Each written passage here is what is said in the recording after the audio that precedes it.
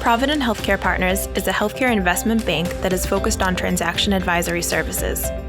We created this podcast for healthcare executives, entrepreneurs, shareholders, and providers who are interested in learning more about the world of healthcare consolidation. Well, good afternoon, everybody. Happy first day of spring for all of you folks that live in colder climates. We in New England are very excited. But welcome to another episode of Provident Healthcare Dealcast. I'm going to be your host/moderator today. My name is Craig Sager. I'm a director here at Provident Healthcare Partners. Today, we're going to take a little different spin. We're going to be talking everything ABA and Autism Services. We over here at Provident Healthcare Partners have a designated behavioral health team, of which two of us are on here today, myself, my colleague, Tommy Spiegel. And we have an awesome guest here with us today, Rayni McMahon from Consulting for Human Services. She has a wealth of knowledge and experiences within the ABA space that we're excited to go through today. And I would say this is really more geared towards the owners and operators out there of ABA organizations and diving into some of the trends in the market that we're seeing. So with that, I will introduce my colleague, Tommy Spiegel, and go from there. Tommy? Yeah, thanks, Craig. So hello, everyone. My name is Tommy Spiegel, and I am the ABA and Autism Sector Lead at Provident Healthcare Partners, and I'm based out of our Boston office. I started my career at PNC Bank in Pittsburgh, then spent some time at a consulting firm outside New York City, followed by working in the healthcare investment banking space for the past 5 years or so. I just want to say that over the years, I've really enjoyed working with owners and operators in the ABA space. Not only, connecting with them on a personal and clinical level, but, working together and leading them through what can seem as a somewhat daunting transaction process at times. I mean, at Provident, our goal has always been to, maximize the value of our clients, but also ensure that, they share a cultural and philosophical alignment with their future partner. It's great to have the team together on this, and I am excited to dig in here. Thanks, Tommy. And I would just say for folks that maybe not be familiar with Provident Healthcare Partners, we are a M&A advisor, specifically on the kind of the sell side, if you will. So we really represent organizations across the healthcare services continuum, a lot of them, which are ABA, really be called their river guide through a transaction process where they're looking for a partner, whether that be a recapitalization or a buyout. Well, enough on Provident. Rayni, we'd love to kind of hear your introduction, your background, and all the great work you're doing over at Consulting for Human Services. Sure. Thanks so much, Craig. As Craig said, I'm Rayni McMahon. I am the managing principal for Consulting for Human Services. I have 25 years experience in behavioral health. I actually began in direct care. I did ABA in home with kids with autism when I first started out. I'm also a board certified behavior analyst. And from there, moved into clinical leadership roles, operational leadership, and finally, executive management. I've also overseen departments such as HR, quality improvement, learning and training. And probably the most important experience I've had in the field is that I have a son who is autistic. So I have the experience from the provider end, both clinically and operationally, but also from the parent end.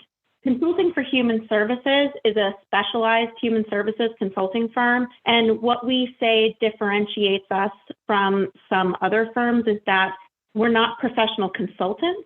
We're actually professionals in the human service space with significant subject matter expertise and experience. So we've walked the walk, we've lived the experience and served in the roles that a lot of organizational providers have, and that's where we feel we bring value.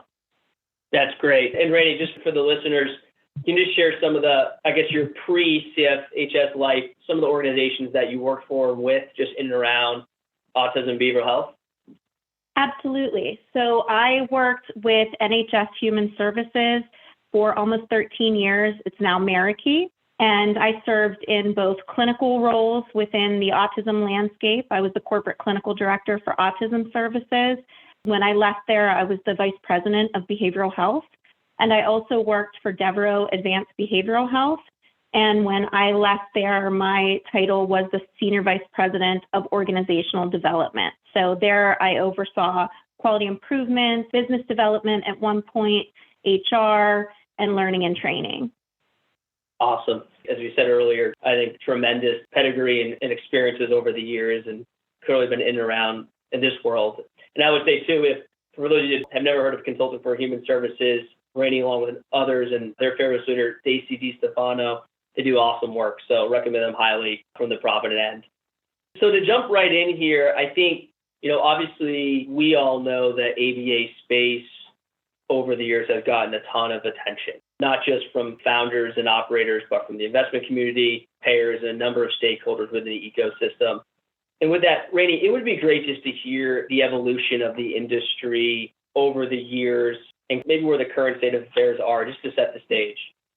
So I would start with saying that autism prevalence has increased rapidly over the years.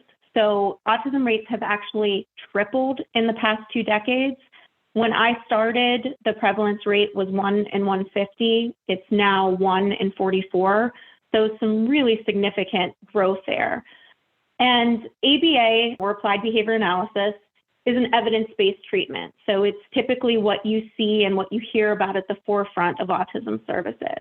Interestingly enough, ABA isn't just for autism. It's gotten tied to autism just because that is the main treatment modality that's utilized, but it really works for all human behavior, and it's effective in behavioral health space, substance use disorders, et cetera. So I always like it to be clear that it's not just an autism-specific treatment. One of the things to note about the ABA landscape is board-certified behavior analysts, or BCBAs, are typically the leads for teams. And there are about 60,000 BCBAs that are currently certified. Just under 50% of those BCBAs were certified in the last 5 years. So although the science has been around for a long time, you could argue it's still a pretty young field. And we have a lot of folks that are just coming out of school and jumping into the services. So for all those reasons, the demand far outweighs the supply. There are currently significant waits for diagnoses. Children can be on wait lists for major hospitals to see developmental pediatricians for more than a year. And there are also wait lists for services. Another thing to note in the space is that ABA was not covered as a standalone service historically. A lot of what you'd see in the past is that ABA was tucked under other services within Medicaid, or there were private pay models. Parents have been private paying for ABA for quite some time. But over years, there's been mandated insurance coverage in most states now, and some of those have been due to lawsuits, actually. But some of the commercial coverage and state laws are still problematic. So we're seeing things that states are not recognizing BCBAs as a standalone provider. And so they're still requiring them to obtain an additional license or have oversight from another unrelated licensed clinician. So that poses some access issues. And I think due to all these different factors, the space has been huge for investors as it sets up a perfect supply-demand issue. Rayni, I think that was incredibly well said and helpful. And I would kick it over to Tommy to hear his perspective on maybe how he's seen the industry in the space evolve over the last handful of years. Yeah, thanks, Craig. From the banking perspective, we love to work with groups who have shown ability to open new locations and expand services. I mean, I think for a while, groups would simply expand within their own geographies, further capturing their existing market share. But I think as each state began to offer insurance coverage, we've kind of seen operators start to expand across state lines. But just more broadly, when you think about the expansion of services over the years, it's really been driven by, from our perspective, demand, reimbursement, and capital. So as Rayni mentioned, there's definitely a supply and demand issue. So Rayni mentioned that there's 60,000 BCBAs in the U.S. The BACB just came out that there's demand for an additional 60,000. So there's 60,000 open job listings for BCBAs across the U.S. If you couple that up with 1 in 44 kids having autism, you can estimate that there are about 1.5 million kids in the U.S. on the spectrum. So that's a 30 kid per BCBA, ratio across the U.S., or 15 kiddos per BCBA, if you assume all those 60,000 job listings are satisfied. Just from looking at other different healthcare sectors, we don't really see that level of need from a staffing and acuity perspective really anywhere else. So we just think that's important to note. You already talked about reimbursement and having all 50 states having, quote, mandating meaningful insurance coverage. There's also the reality that, there is a return to be made in ABA, which has drawn, outside capital from private equity firms. And you take the three of those together, it really has resulted in expanded access to care across the country. It might sound simple, but you really need all three to get things going and then to keep things going. And Rayni, from where you sit, in terms of, there's obviously different profiles of individuals or groups that go on this path, right, to begin an ABA organization and provide these services. What do you think is really driving this interest? And maybe they're a little bit unique to each of those cohorts. I think one of the key things that you see with a lot of founders is that they have a personal connection to autism. It's rare to find someone who doesn't know someone, whether it's in their family or within friends, that is autistic. And so I think that is the starting place of people wanting to increase access for children and families. And Rayni, do you see maybe folks that don't have that connection and it might be more of a rarity, but that not necessarily it's a money play or a profit-driven endeavor, but maybe other cohorts of organizations that it might not be that connection? Yes, I would say the second grouping are people that see the business opportunity there, knowing that there is such a need for the services and there are not enough providers to provide it. There are definitely business-minded folks that see the opportunity there versus having the personal connection. Right. And Tommy, if you're going to put your, call it that business hat on, what is the investment community seeing from your lens? So listen, like Rayni mentioned, there's, really two reasons that we typically see somebody start an ABA practice. We have in one camp the BCBAs, or individuals with a personal connection to ABA, looking to provide for their communities. And then, we've got on the other side, more business-focused individuals or companies, such as private equity, looking to run an operationally efficient and profitable business. I think what gets missed here is that you can care about both, right? So it's okay to be concerned with profitability metrics, while also running a clinically focused business. And there's really no shame in that. In fact, most of the groups we speak to that do lead with clinical quality often are more profitable. I mean, just from our perspective, right? So the true success of an ABA practice here starts with clinically focused and caring staff. I can't take credit for this quote, but if you treat an RBT like an hourly employee, they're going to act like an hourly employee. And that's something I think here at Provident we all believe. I mean, there's things you can do, right? So check in with your employees, understand the pain points, what is working, what isn't working, and together find solutions. There really needs to be, a top-down commitment to employee satisfaction and client care, and staff will see this. And then you'll see the numbers start to work themselves out. But, I mean, just to get grounded on something here is that private equity does invest in ABA to make a return. That's at a high level what the business model is. And to make that return, they're going to find ways to grow revenue and responsibly manage expenses. That doesn't always mean layoffs or some of the other nasty routes we saw take place last summer, but what it does mean is that they want to grow the practice and build or acquire new clinics, and that leads to expanded access to care, which is something we can all support. Beyond that, they're going to streamline your operations, and at the end of the day, really make your life easier so you can focus on what you love to do. Within private equity, there are definitely good players, and when you try to navigate this, the help of an investment banking firm can really act as your river guide through those waters and make sure that you're in front of the best partners, whether it's culturally, ethically, or philosophically. It's just important to note. That's well said, Tommy. I think just what Tommy was referencing just last year, as a lot of us know, there were some negative headlines, if you will, in regard to some PE-backed ABA organizations throughout the country where potentially profits were put first, right? And I think with that, there's been some negative light shine on the industry. But that said, private equity getting involved in ABA can bring a lot of good too, right? Just different opportunities and putting more capital behind such an important piece of the community.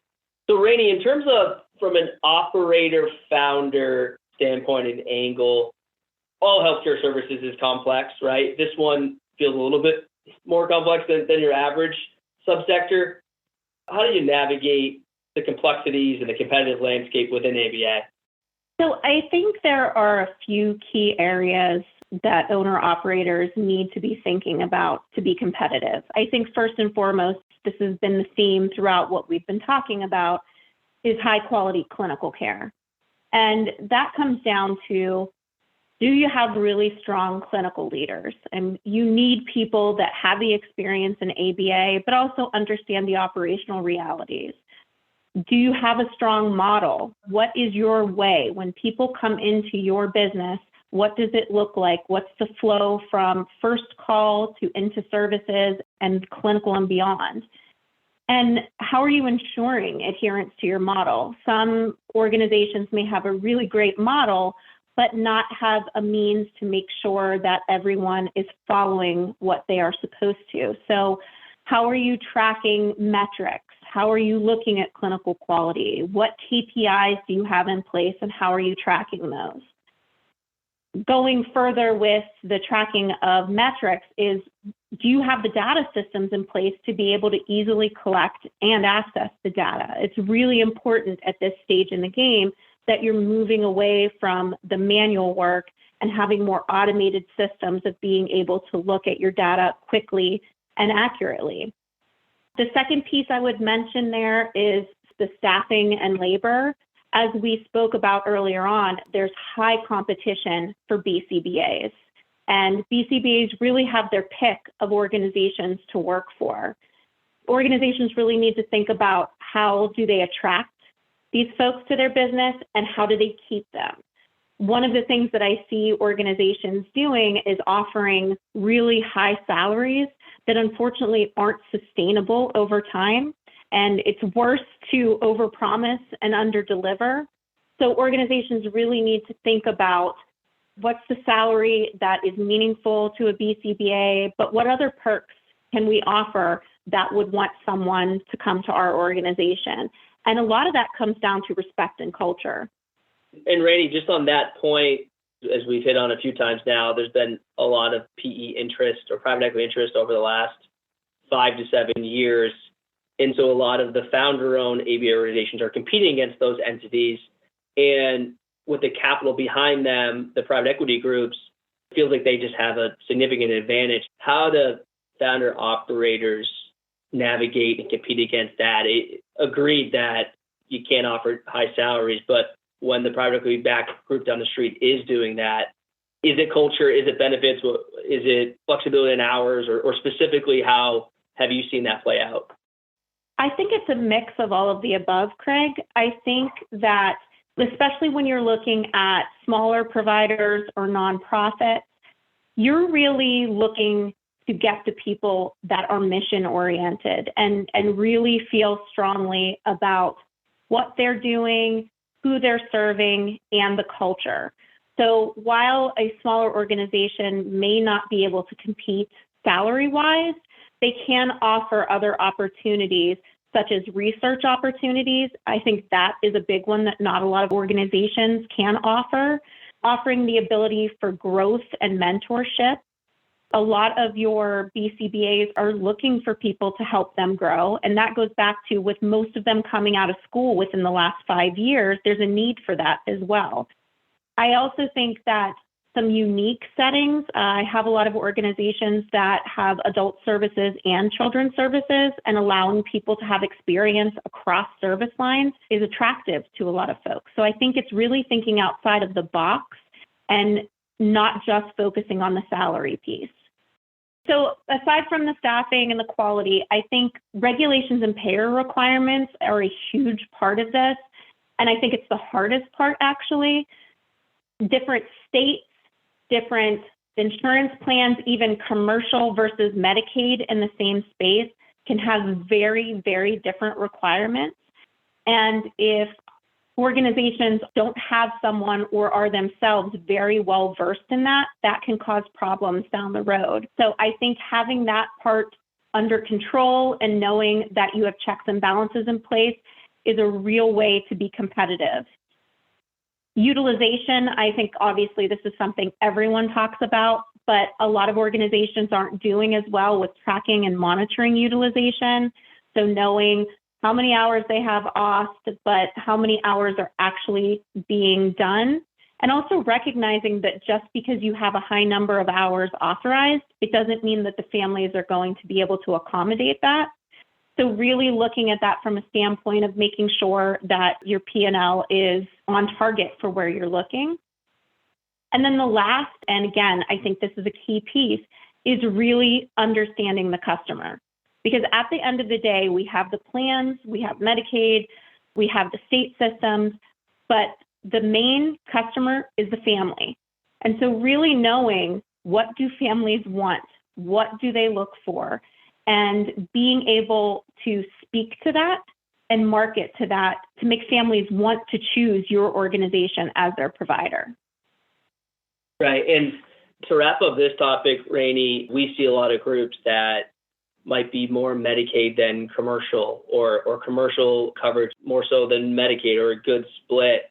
How nuanced, how complex does it get when you're talking about the regulatory environment or utilization between those payers? And obviously we know Medicaid's at the state level, but can you just unpack that a little bit more? It's very complex. So if you look at providers that are only in one particular state, they could be working with multiple plans under Medicaid as well as multiple commercial plans. And when you go through those contracts, they can all have very different requirements, down from what type of treatment plan they want you to use, the documentation, the authorization process. So organizations really have to be on top of all of those different pieces to ensure that they're providing the service as it's mandated in the contract, and that they're meeting all the compliance expectations along the way. So as you can imagine, for smaller providers, especially that don't have a lot of administrative staff, it's a burden and it's very difficult to do. And I also don't think that a lot of people are aware of all of those nuances, and they find out when something not great happens and they end up with a payback because they didn't follow an expectation from a regulator or payer. Yeah, this seems like an area where folks either don't understand it, they take it lightly, they may try to outsource it, but working with a group like yours over at CFHS, or really having the right team members and overall kind of buy-in would be critical. Absolutely. So in terms of the first few segments here, really kind of covering history of ABA, where we are today, what is the competitive landscape, how to really succeed in this complex environment. And I think a lot of businesses, again, are in it for different reasons, some of which are ultimately to sell the business, or at least to consider a partnership down the road. And that's when private equity and other strategic investors can really enter the equation, where a lot of operators and founders, it might be their first time considering something like this. And with that, I guess, Tommy, from your conversations and experience with investors and folks that are in around the ABA M&A community, what stands out from the A+ players versus the average to below average organizations? That's a good question. I mean, when you think about what buyers are going to focus on, they're really going to evaluate or diligence ABA providers in a few different areas. So Ray talked about this, but the first is recruitment and retention of your clinical staff. So this is not new, and everyone knows it's an industry pain point, but it's important to discuss nonetheless. If you're losing RBTs for an extra $1 an hour to the practice next door, there was something else likely leading to that departure. Compensation here is not the number one driver.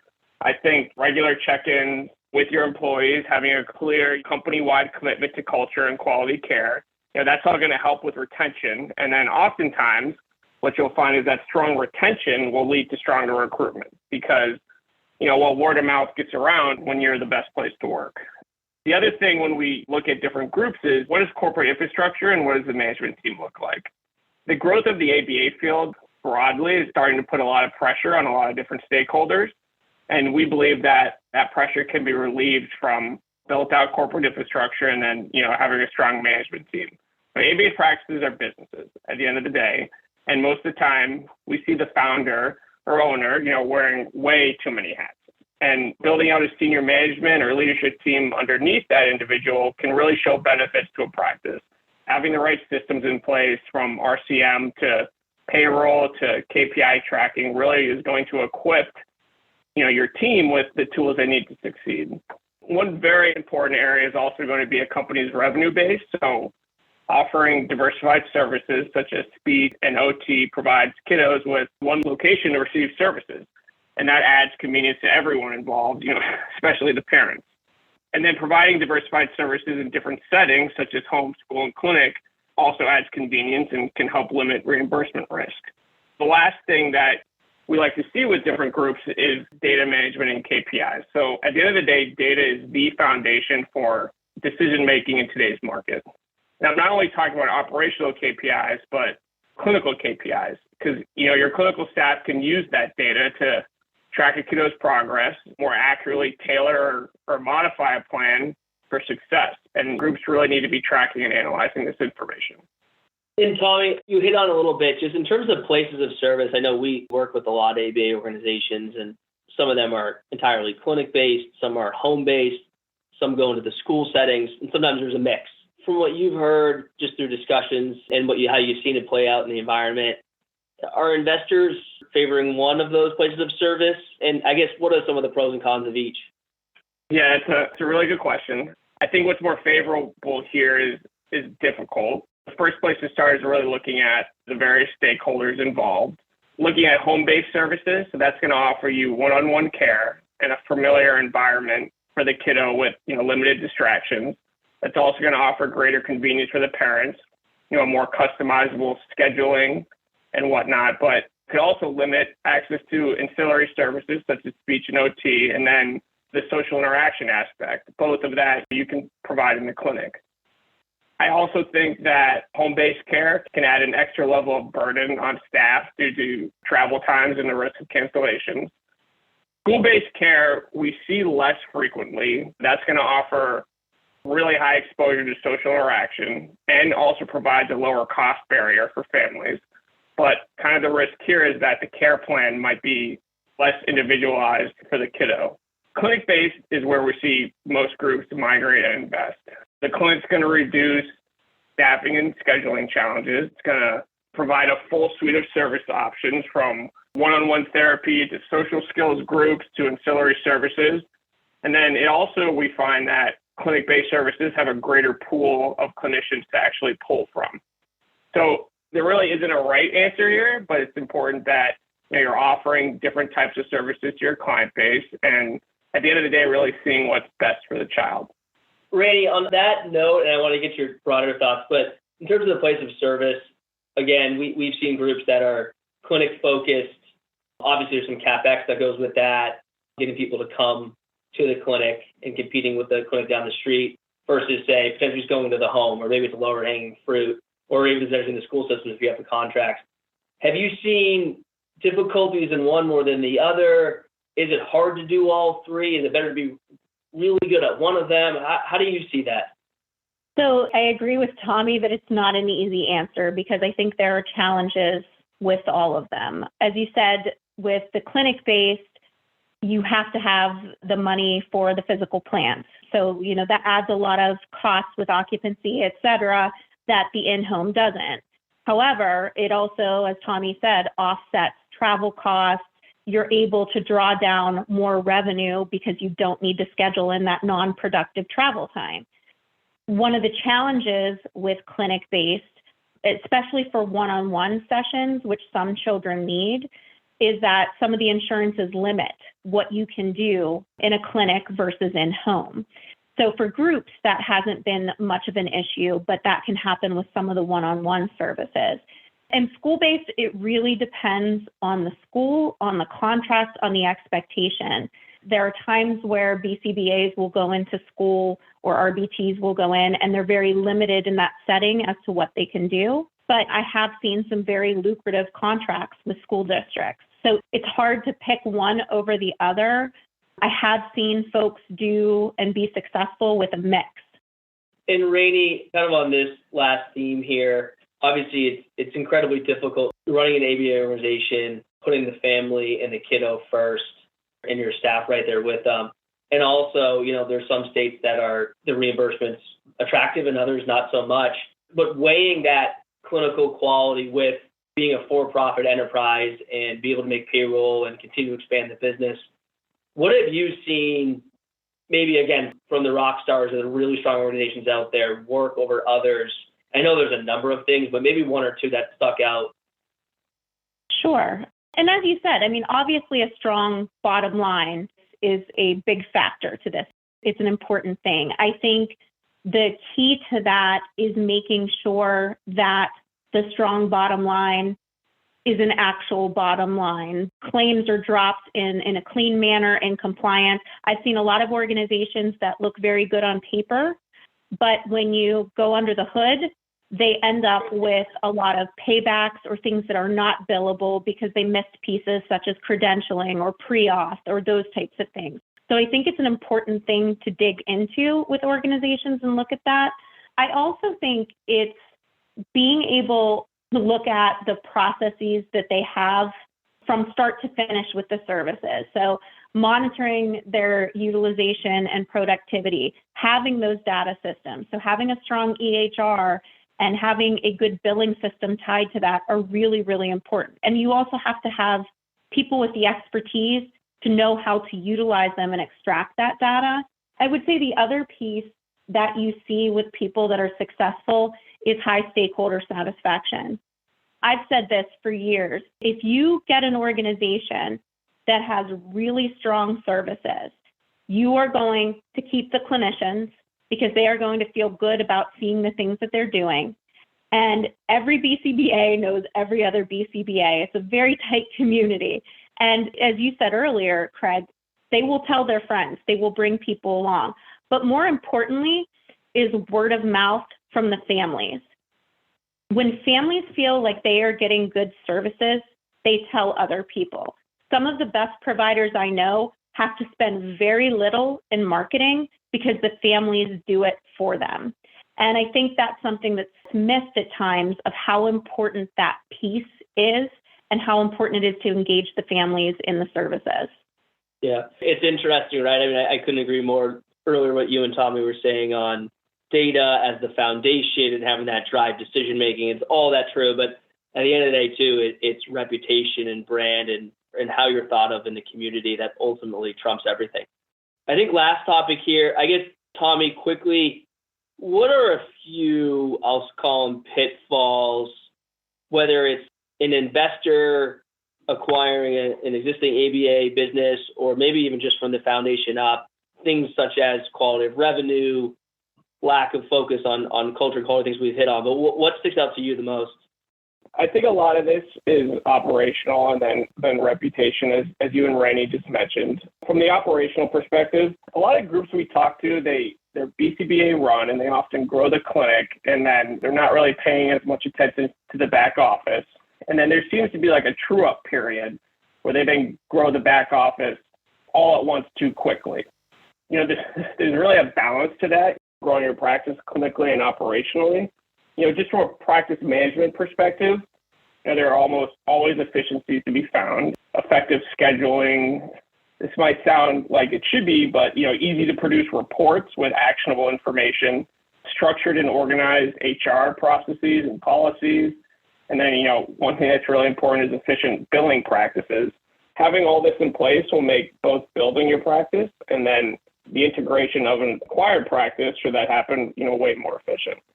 Right. And I think one of the things that we see in ABA is once some groups get that, call it first or second clinic underway and things are humming along, sometimes top line or just straight growth is just the focus. And I don't know, Rayni, if you disagree, but sometimes we call it the pins in the map syndrome, where they'll grow at all causes, whether that's not thinking through infrastructure or scalable growth, if you will. And then it's not in itself a bad thing, but sometimes, if you're running 8 clinics and you don't have that foundation or building blocks in place, from an outsider looking in, trying to make an investment, that can be problematic. But I don't know what your take on that is. I agree 100%. I think that one of the pitfalls that organizations run into is they don't focus on the infrastructure build. Tommy said the billing pieces, the compliance pieces. There's a saying of don't let perfect be the enemy of good, but you also can't let speed be the enemy of sustainability. So there needs to be some thought about that up front. And the easiest time to build that infrastructure is at the beginning. A lot of organizations, as you said, wait until they're large and they have no choice. It's a lot more difficult to go back and put those building blocks in place than to plan early on. So it's definitely a factor in the field. Well, this has been awesome. Rayni, thank you so much for joining us today. Incredibly insightful. And Tommy, obviously all the great work you're doing, leading our ABA space and broader behavioral health industries. Just awesome. For all the listeners out there, you can contact us directly over email. For Rayni, it's rayni.mcmahon@consultingfhs.com. For Tommy, it's tspiegel@providenthp.com. And my personal email is csager@providenthp.com. We also have just our generic podcast email, podcast@providenthp.com. Any questions on what we spoke about today or any topics you'd like to see us cover in the future, we are all ears, and we want to grasp and address topics that you guys want to hear us listen to. Quickly, for Provident, we will be attending 2 autism conferences in the next 45 days, to say. One is the Autism Investor Summit, which is April 17th through 19th out in West Hollywood. We were there last year. They do a phenomenal job. And then we will actually be at CASP as well in Tampa, Florida on April 23rd to 25th. And we'll actually be sponsoring that event for the first time, which we're really pumped about. But thanks again, everyone, for tuning in here, and be well.